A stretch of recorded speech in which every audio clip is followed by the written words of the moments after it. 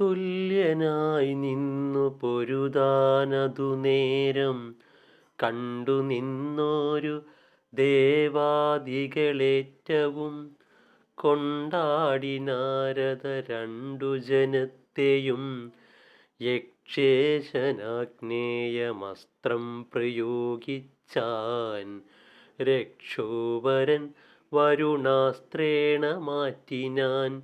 പിന്നെ മായായുദ്ധമാശു ചെയ്യും നേരം കിന്നരാദീശ്വരൻ തന്നെ മോഹിപ്പിച്ചാൻ.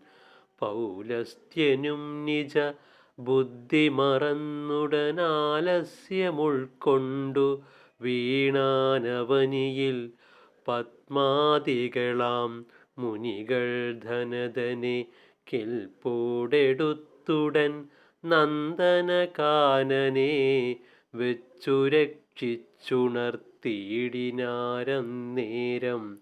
നിശ്വാസമുൾക്കൊണ്ടു നിന്നു ധനധനും പുഷ്പകമായ വിമാനവും കൈക്കൊണ്ടു കർപ്പുരാദീശ്വരനും നടന്നിടിനാൻ.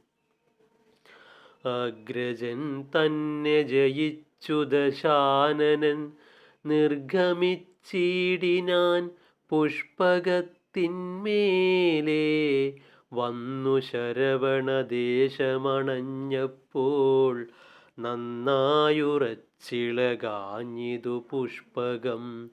എന്തിതിൽ കാരണമെന്നു ദശാനനൻ ചിന്തിച്ചുഴന്നതു കണ്ടു മാരീചനും ചൊന്നാൻ ധനധനെ എന്നിയേ പുഷ്പകമന്യജനത്തെ വഹിക്കയില്ലെന്നതോ മറ്റൊരു കാരണമുണ്ടാകയോ ഇതിൽ കുറ്റമെന്തോന്നു വിചാരിച്ചു കാണണം എന്നു പറഞ്ഞിരിക്കുന്ന നേരം തത്ര നന്ദീശ്വരനൊരു വാനരവേഷമായി ചെന്നുര ചെയ്താനുമാപതി ശങ്കരൻ ചന്ദ്രചൂഡൻ പരമേശ്വരനീശ്വരൻ നീലകണ്ഠൻ നൃത്തമാടും പ്രദേശമിതാർക്കുമൊരിക്കലും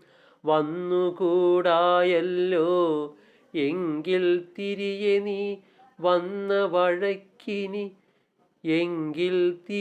നീ വന്ന വഴിക്കിനി കാലേ ഗമിച്ചു കൊള്ളേണം യഥോചിതം. ഓം ശ്രീ ഗുരുഭ്യോ നമഃ. ഹരി ഓം.